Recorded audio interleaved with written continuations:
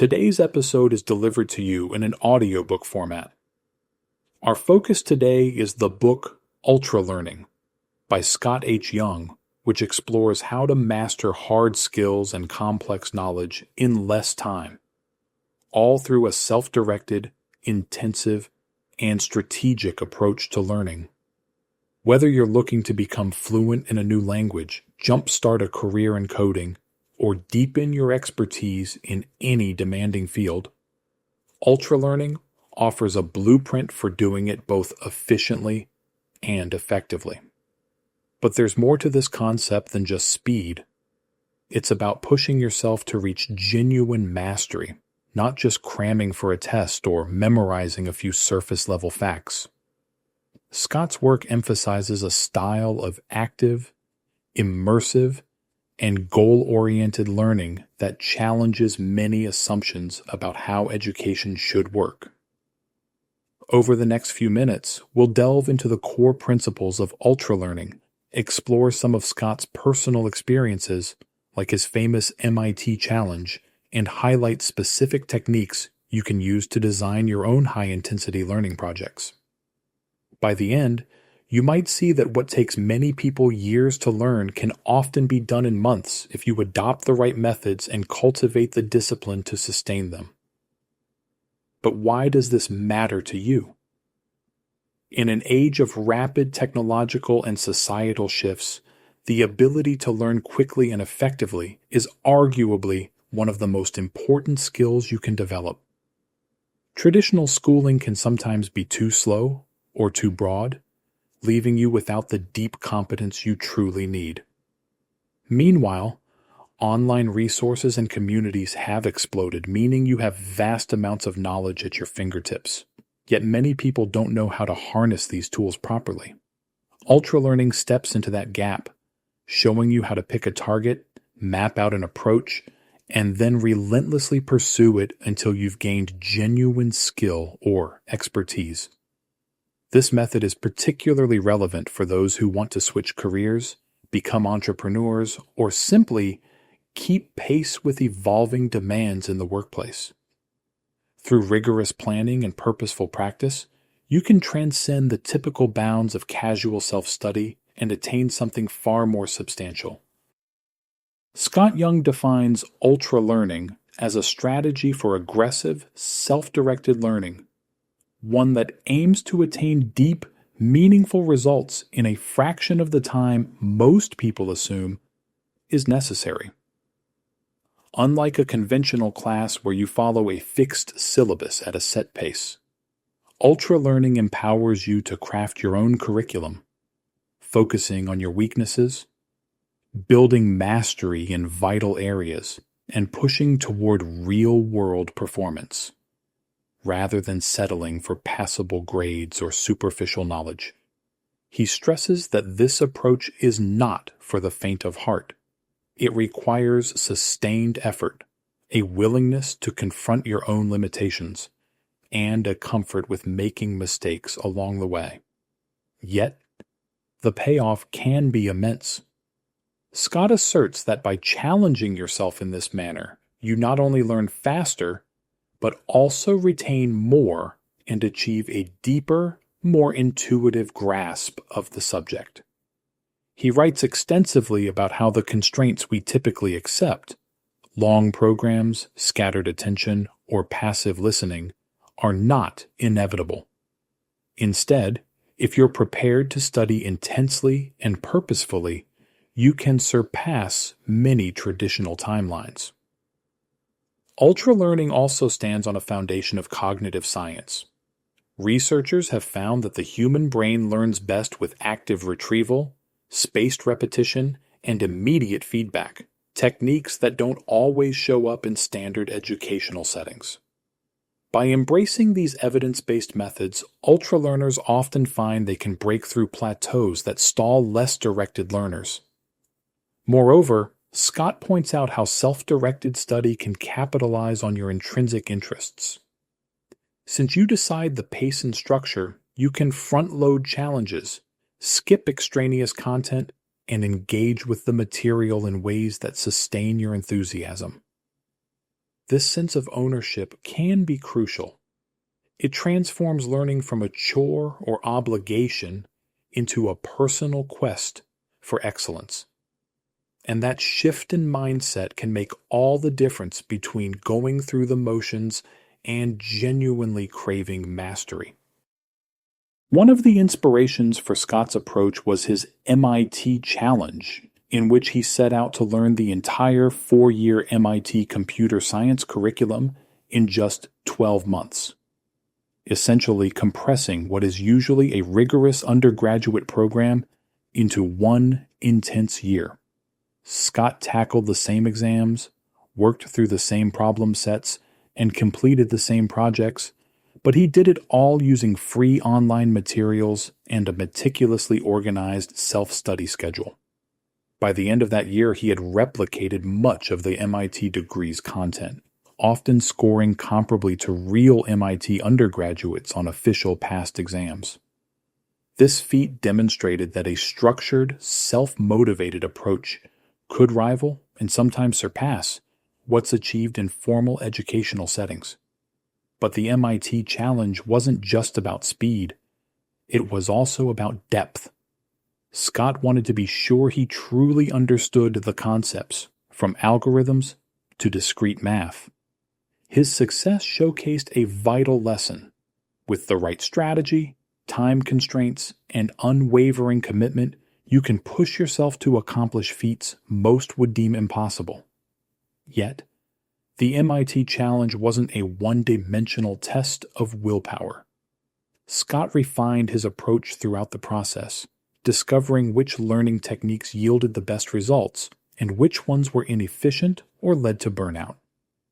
He also had to manage his motivation over a full year, which meant balancing intense study with breaks, ensuring he tackled each subtopic in an order that made sense, and constantly testing himself against real problems rather than absorbing knowledge passively.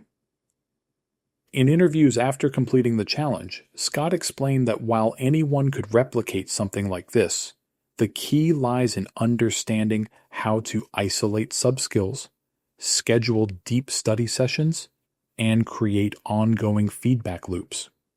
This approach underscores the essence of ultralearning, using every resource and strategy at your disposal to learn effectively, while taking responsibility for the outcomes yourself. Before diving into the key principles that underpin ultralearning, it's important to note that it's not about shortcuts or cheating the learning process. Some might assume that learning faster implies skimming or rote memorization to pass tests quickly, but ultralearning is the opposite of that. It's about being strategic, targeted, and rigorous. Scott repeatedly emphasizes depth and real-world application. In other words, ultralearning insists on spending more time in high-quality, focused practice, not simply more time overall. By compressing your learning time frame, you intensify your cognitive engagement, which can lead to stronger results in less total elapsed time. This stands in contrast to more leisurely forms of learning, where sessions might be brief, sporadic, or diluted by other distractions. If you're interested in ultralearning, you have to be ready to commit to an immersive process that may demand rearranging your schedule, cutting down on entertainment or social media, and facing the discomfort of challenging mental work. Furthermore, ultralearning isn't exclusive to prodigies or geniuses. Scott himself doesn't claim any extraordinary IQ or innate gift. His argument is that many people have the capacity for this kind of learning, assuming they deploy the right strategies and maintain the discipline to follow through. The approach is widely adaptable. You can design an ultralearning project in art, business, languages, engineering, writing, or virtually any skill-based or knowledge-based field. The real question is whether you're willing to put in the effort to keep the intensity high and the structure clear. If you can often achieve in a few months what might otherwise take a few years.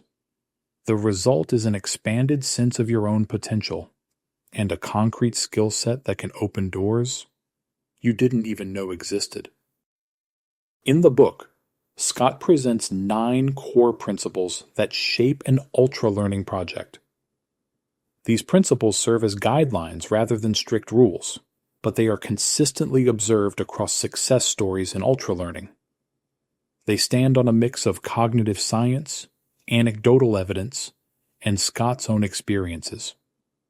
While each principle can be applied differently depending on your field, together they provide a robust framework for planning and executing a high-intensity learning journey. Let's list them briefly.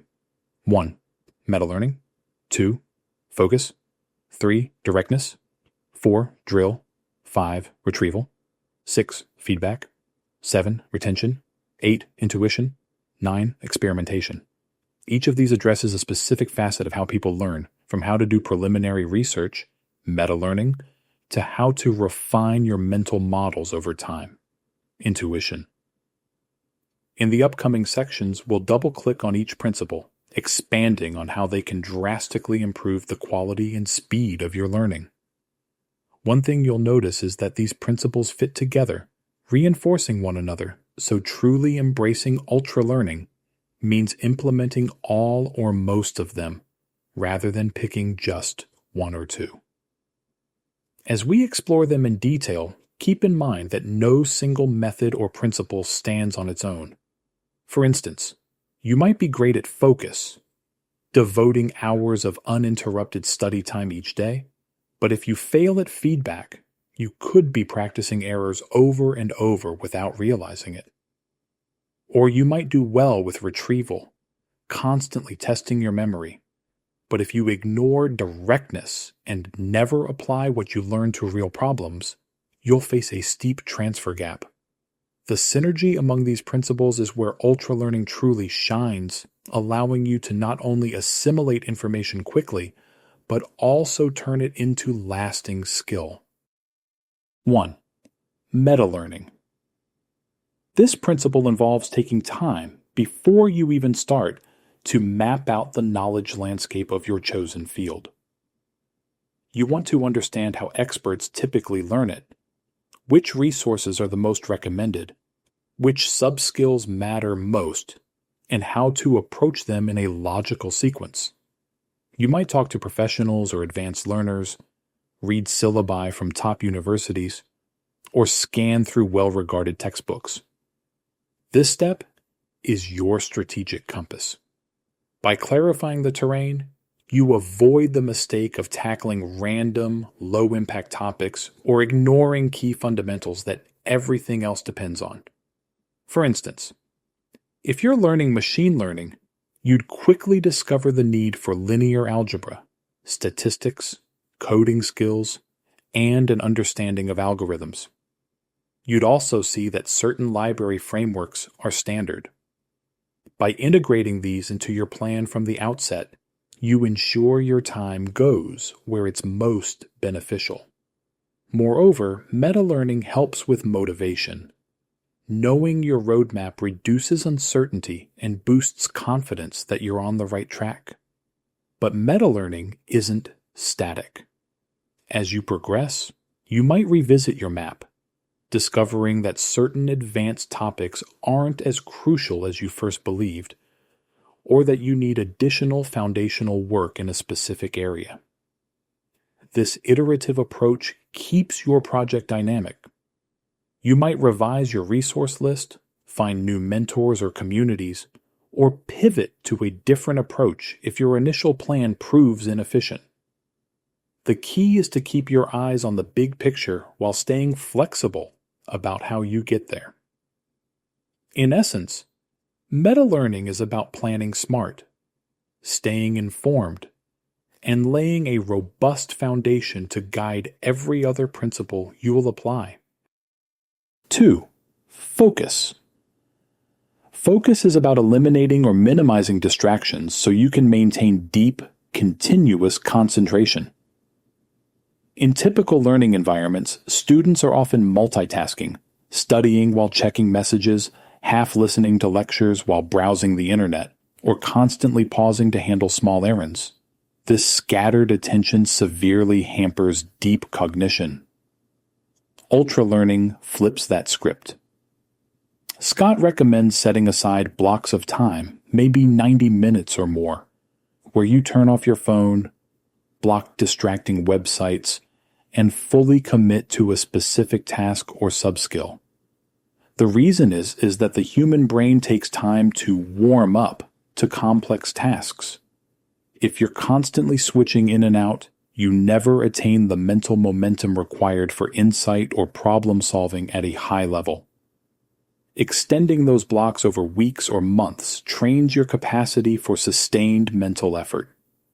You start to find flow states more readily, and complex topics feel less daunting because your mind is used to grappling with them without interruption.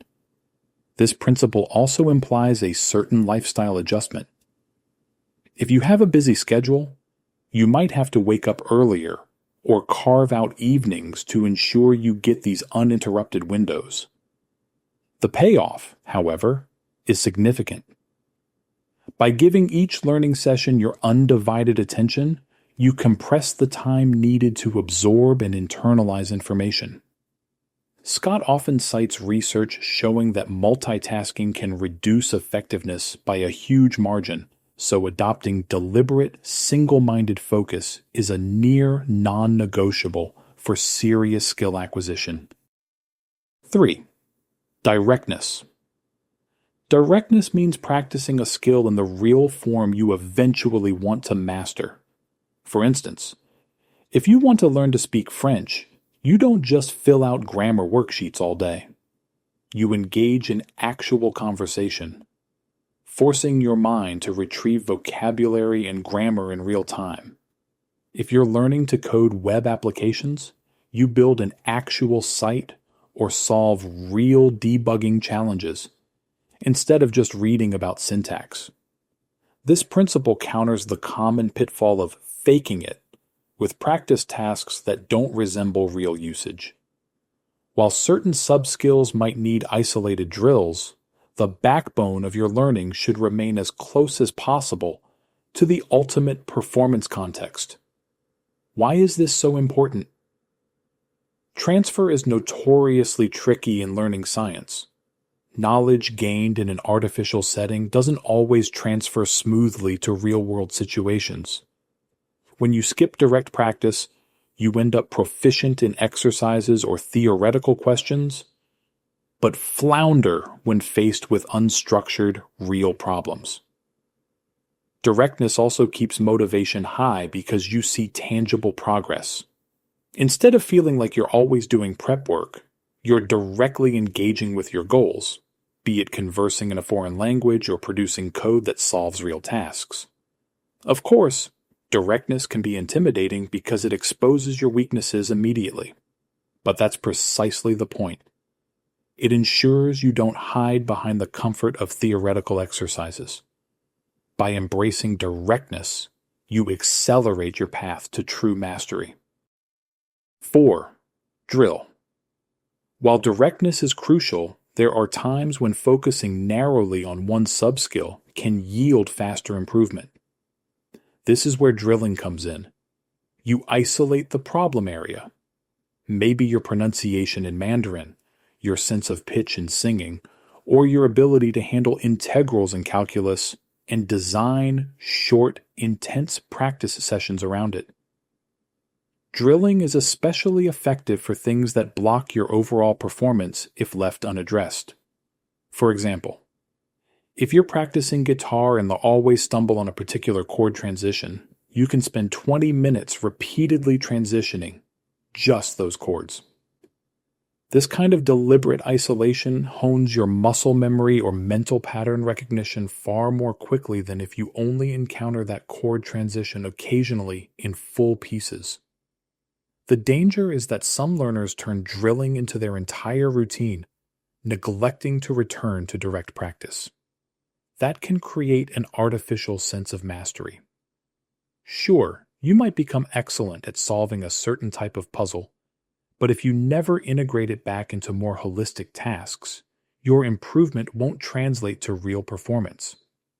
So Scott emphasizes the dance between directness and drilling. Direct practice reveals your weaknesses, and then you drill those weaknesses to fix them. Then you go back to direct practice to see if the fix holds up. This cycle ensures that drilling is always purposeful and short-term, not a permanent substitute for more contextualized work. 5. Retrieval. Retrieval practice is a concept rooted in cognitive psychology. We learn far more effectively by trying to recall or generate information from memory than by repeatedly rereading or re-listening. For example, if you've studied a chapter in Spanish grammar, the next day you might test yourself by writing everything you remember without looking at the text. Or after watching a video on data structures, you might attempt to explain them on paper or code examples from scratch. Every time you succeed in retrieving information, you reinforce the neural pathways that store it. And when you fail to retrieve it, you discover a gap that you can then close with more targeted review. In an ultra-learning context, retrieval can be integrated daily. Instead of passively reviewing notes for half an hour, you might do a closed book review, writing out everything you recall in bullet points, then checking for accuracy. Or, if you're preparing for a technical exam, you systematically do practice problems from memory, resisting the urge to peek at solutions until you've truly hit a dead end. This method can be uncomfortable because it forces you to confront your confusion and put your knowledge on the line. Yet, it significantly enhances retention and clarity of thought.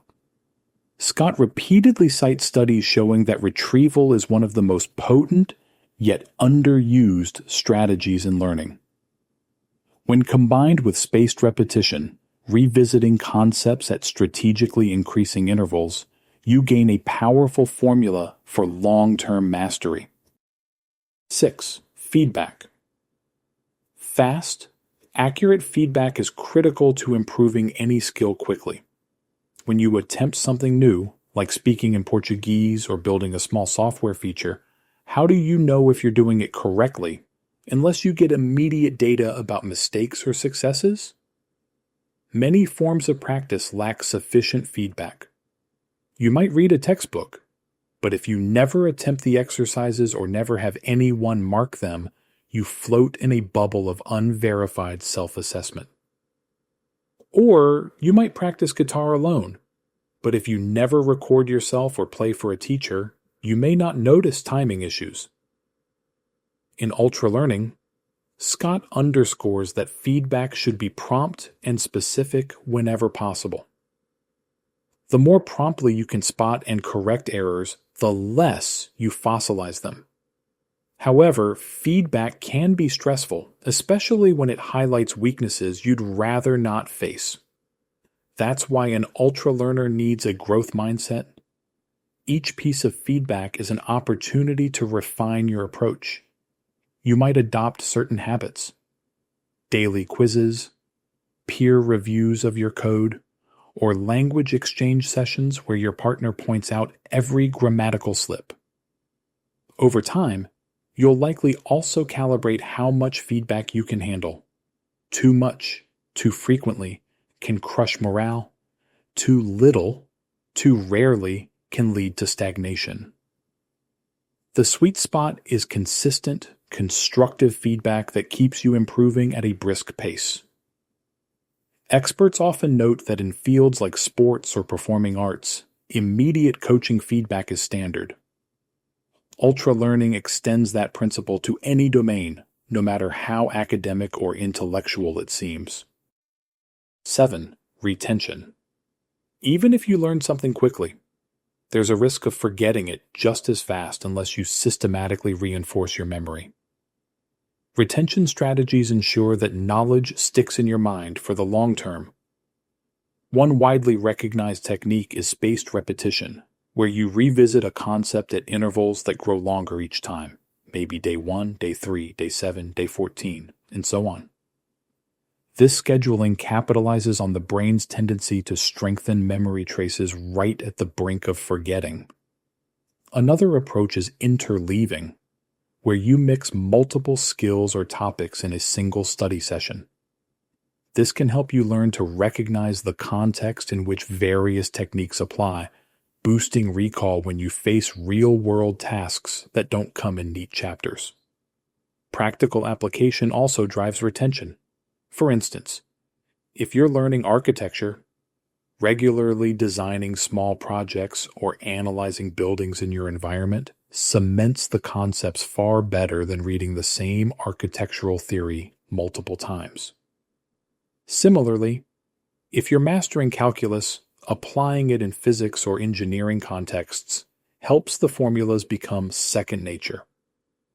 Scott points out that the best forms of retention are often built into direct practice.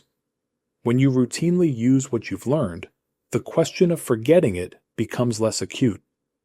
Nonetheless, for a complex or theoretical domain, you may need a more explicit spaced repetition system, like flashcards or a digital software tool, to ensure every critical detail remains fresh over the long haul of an ultralearning project. 8. Intuition. In advanced fields, math, programming, chess, music, or language, true expertise isn't just a matter of memorizing rules or copying patterns.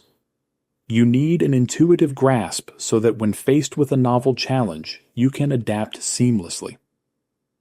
Intuition emerges from seeing deeper patterns, building mental models, and practicing across varied contexts. For example, if you're learning mathematics, you might not only solve standard textbook problems, but also try deriving certain theorems yourself, or attempt to connect them with real-world scenarios. If you're studying marketing, you might critique the strategies of multiple companies, spotting patterns that unify successes or failures. This process fosters aha moments where your brain links concepts into a cohesive framework. Developing intuition often requires going beyond the standard exercises. You push yourself to tinker, ask "what if?" questions, and seek out boundary cases that test your mental framework. Also, teaching or explaining a concept to someone else can strengthen your intuition. Scott often recommends writing blog posts or short summaries that force you to articulate not just the how, but the why. By repeatedly grappling with the material in these varied ways, you gradually form an internal sense of how everything fits together. That sense, your intuition, then becomes the wellspring from which genuine creativity and problem-solving can flow when you encounter new situations that no script or formula covers exactly. 9. Experimentation. Finally, experimentation is the principle that ensures you remain adaptable. An ultra-learning project starts with a plan, but real life often throws unexpected hurdles. Maybe a resource you intended to use proves difficult or unhelpful, or your schedule doesn't work as well as you anticipated, leading to burnout. Or you discover an alternative approach that resonates more deeply with your style. By embracing experimentation, you treat your project like a series of small trials. You test new drills, new scheduling patterns, new forms of feedback, or even new subtopics if you realize your original plan missed them. When something works better, you integrate it. When something fails, you discard it. This iterative approach keeps your learning dynamic and prevents stagnation. Experimentation also combats monotony. Over a long project, say a 6-month or 1-year ultra-learning adventure, motivation can wane if you stick rigidly to a single format of study. By introducing new challenges or novel ways of practicing, you keep your brain engaged. You might occasionally do a hackathon if you're learning to program, or attempt a 30-day language challenge where you speak daily on video for the public to see. These experiments may reveal deeper layers of skill you didn't tap before, or they might highlight weaknesses you'd been ignoring. Either way, experimenting ensures your project remains alive and responsive to your evolving needs and insights. Having outlined these 9 principles, we can see how they weave into a coherent system. The question then becomes how to structure an actual ultralearning project. Scott suggests a step-by-step approach. First, do your metalearning to map the domain. Next, arrange your environment or schedule to facilitate focus. Then, commit to direct practice on real tasks while using drills to sharpen subskills that hold you back. Build retrieval exercises into your daily routine, gather feedback as often as possible, ensure you're employing retention strategies, steadily aim for deeper intuition, and keep experimenting to refine your methods. This synergy allows you to tackle large volumes of material or advanced skill sets without succumbing to confusion or inefficiency. Of course, a crucial aspect is emotional resilience. Ultralearning can be taxing, especially if you're used to gentler, more passive forms of study. You might face days where you doubt your progress or feel frustration from repeated failures. Scott addresses this by suggesting motivational hacks. Break your goals into milestones, celebrate small wins, or maintain accountability via a public blog or a study partner.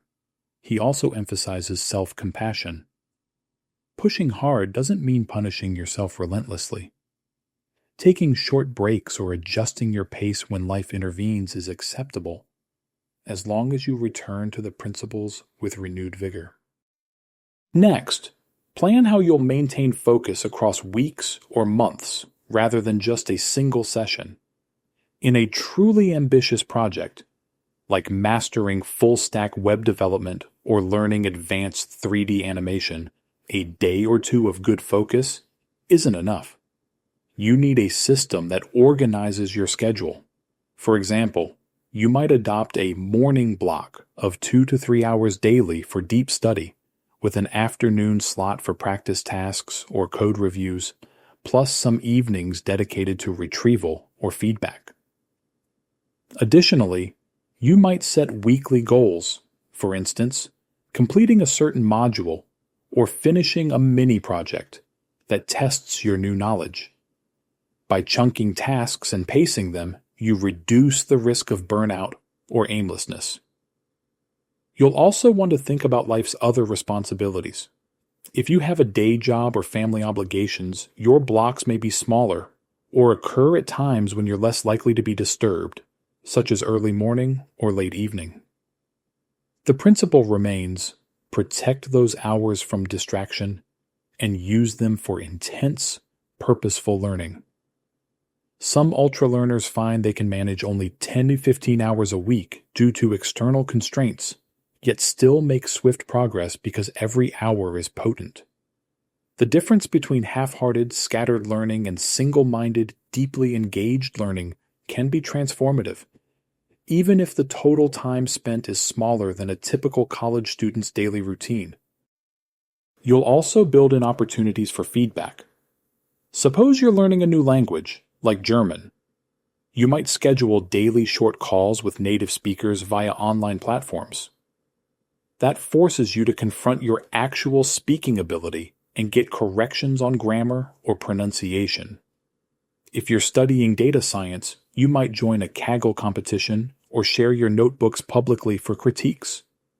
If you're learning design, you can post your mock-ups on a design forum. Each piece of constructive feedback becomes a step forward, and each sting of criticism is a chance to refine your skill. Over time, your willingness to seek and embrace feedback becomes a major differentiator from learners who only practice in isolation. Indeed, social proof and guidance can accelerate your mastery in ways solitary practice cannot. Meanwhile, you might incorporate retrieval practice into your daily or weekly routine. For a subject heavy on conceptual knowledge, You could create flashcards or do regular brain dumps of what you recall from your last study session. If you realize you can't recall certain details or methods, that's a direct pointer to where you need more drilling or more direct exposure. This interplay of retrieval and feedback ensures that each session builds upon the last, rather than letting knowledge slip through the cracks. Scott devotes part of the book to motivational tactics because ultralearning can be mentally and emotionally demanding. Without a strong sense of purpose, you might run into the dreaded dip, where initial enthusiasm fades and daily practice feels grueling. He recommends visualizing the end goal, what you will be able to do once you've completed this project, and reminding yourself frequently of why you embarked on it in the first place. Another method is public accountability, such as blogging about your progress or setting up a system where you report daily hours to a friend or an online group. Some learners benefit from small daily rewards or streak tracking calendars that show them how many consecutive days they've stuck to their plan. The underlying theme is to manage your psychological environment as carefully as you manage your study methods, preventing burnout or aimless drifting. One hallmark example is Benny Lewis, the Irish polyglot, who has repeatedly used ultralearning-like methods to learn multiple languages within a few months. By diving immediately into real conversation, directness, and focusing on daily practice sessions without distractions, focus, plus systematically drilling tough grammar or vocabulary points, he's shown that a short, intensive approach can yield conversational fluency surprisingly fast. His style exemplifies nearly all 9 principles. Wrapped into a consistent process, he replicates from one language to the next.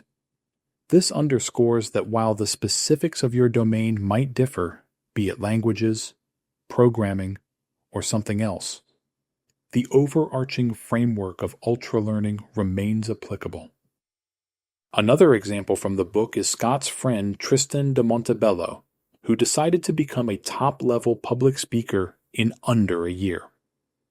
Tristan identified the subskills: vocal control, body language, speech structuring, improvisation, and systematically worked through them using direct practice by entering speaking competitions and seeking immediate feedback from coaches and peers. He also diligently drilled weak areas, like transitions or comedic timing, and used constant retrieval by delivering speeches from memory without notes. Within 7 months, he was a finalist in the World Championship of Public Speaking. This story highlights the principle that even fields we think require years of gradual progress can yield to a well-managed ultralearning project when the individual is determined to compress that progress by applying proven methods day in and day out. Scott also addresses how not every domain is equally suited to ultralearning. Fields like medicine or law have mandatory certifications, clinical experiences, and ethical constraints that you can't simply bypass.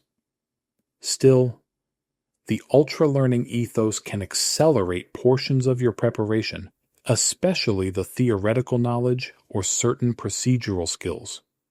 In essence, you adapt the approach to fit any external obligations. The mindset is that while formal constraints might exist, there's no reason to learn more slowly than necessary.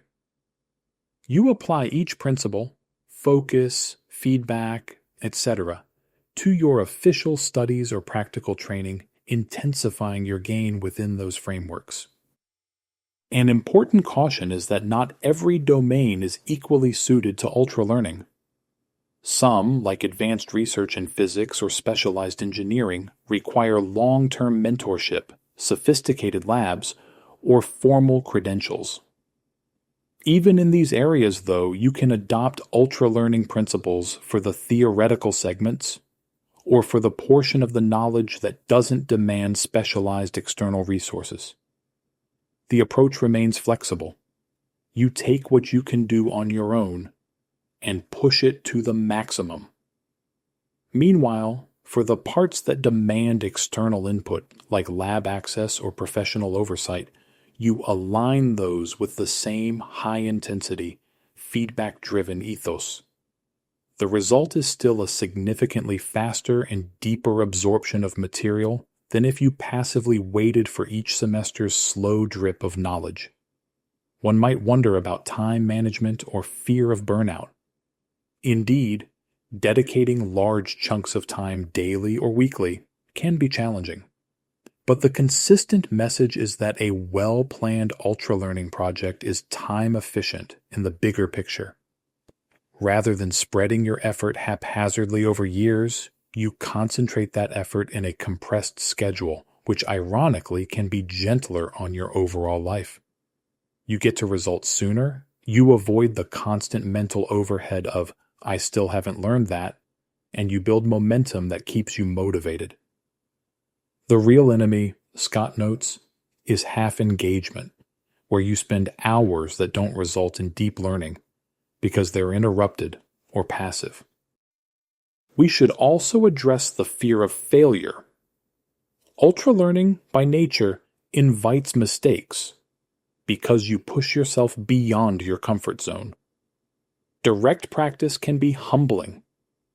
Imagine trying to speak a new language daily from the start, or building a complex app with minimal prior experience.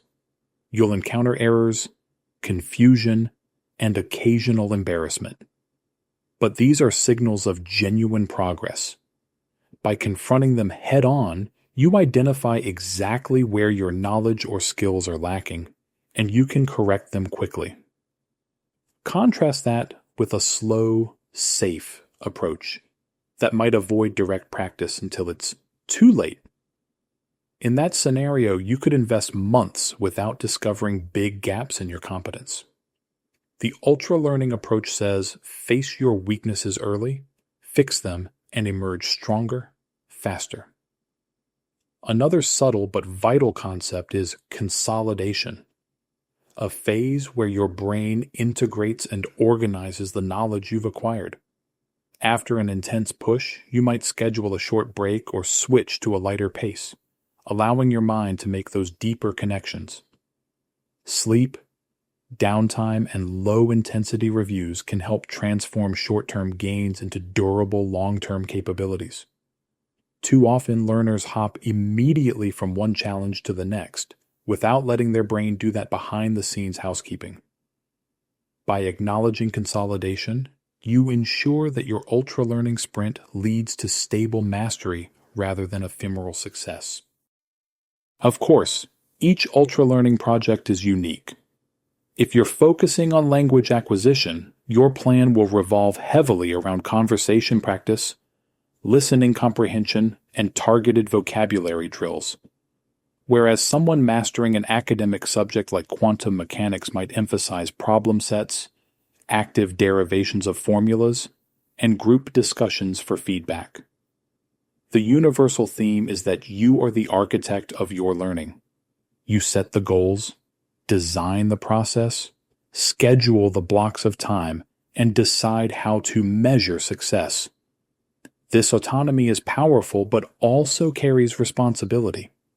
Without the external structure of a school or teacher, you have to be vigilant about your progress and adjust when something isn't working.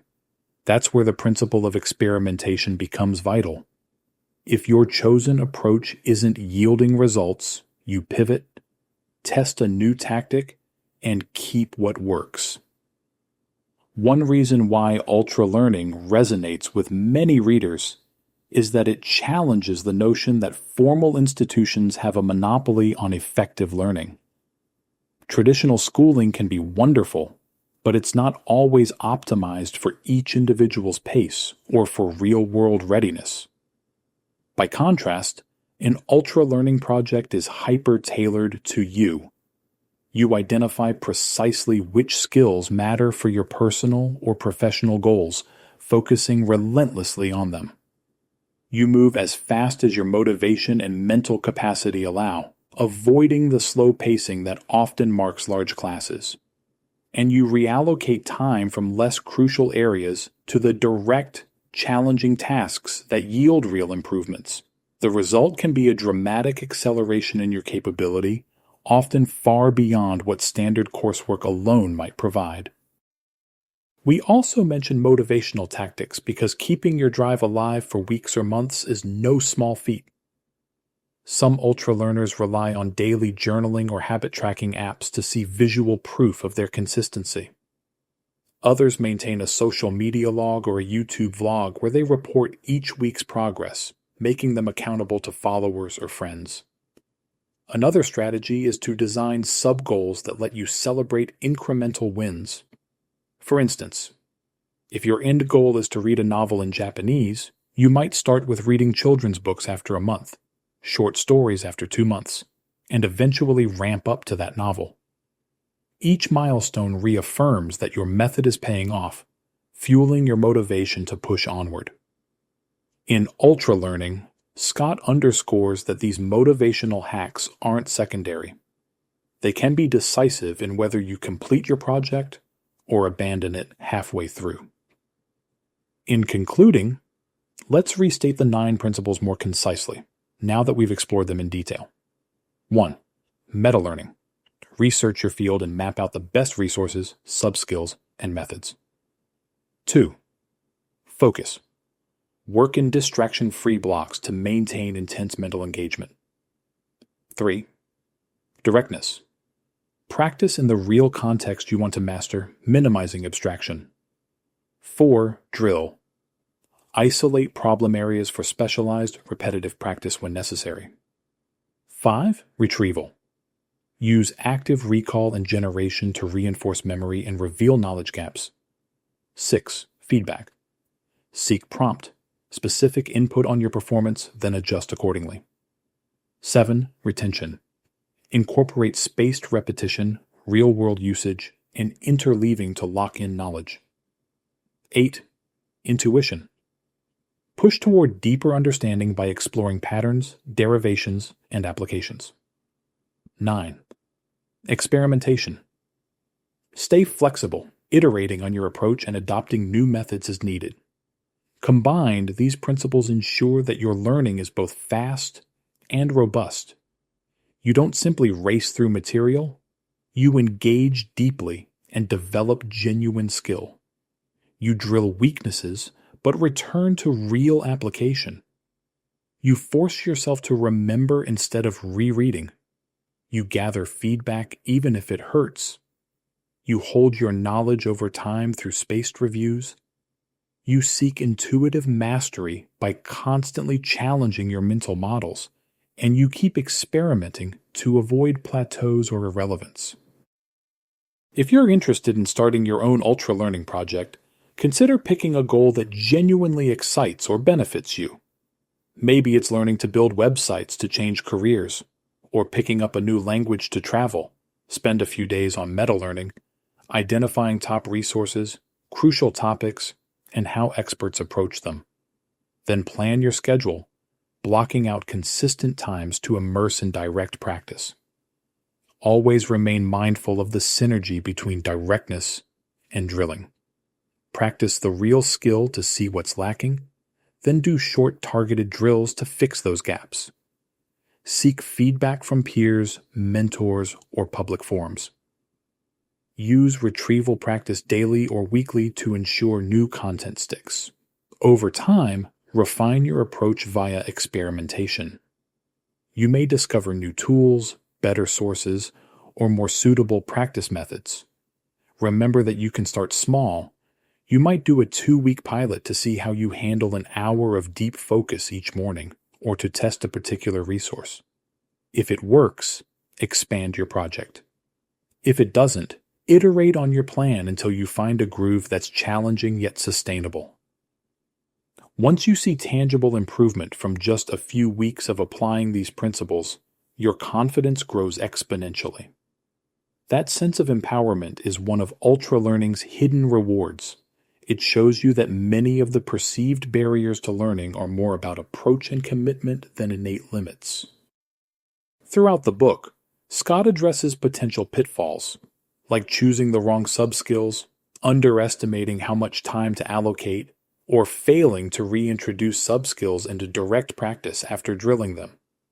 He also warns against over-optimization, where you spend so much time planning and tinkering with your method that you delay actual learning. The sweet spot is a well-researched plan that you refine as you go without falling into perpetual meta-analysis. Another pitfall is letting big goals remain abstract. By chunking them into smaller objectives, you can see continuous progress and avoid feeling overwhelmed. One final theme is the broader mindset shift. Ultralearning is about more than just acquiring a single skill quickly. It's about redefining what you think is possible for your own education.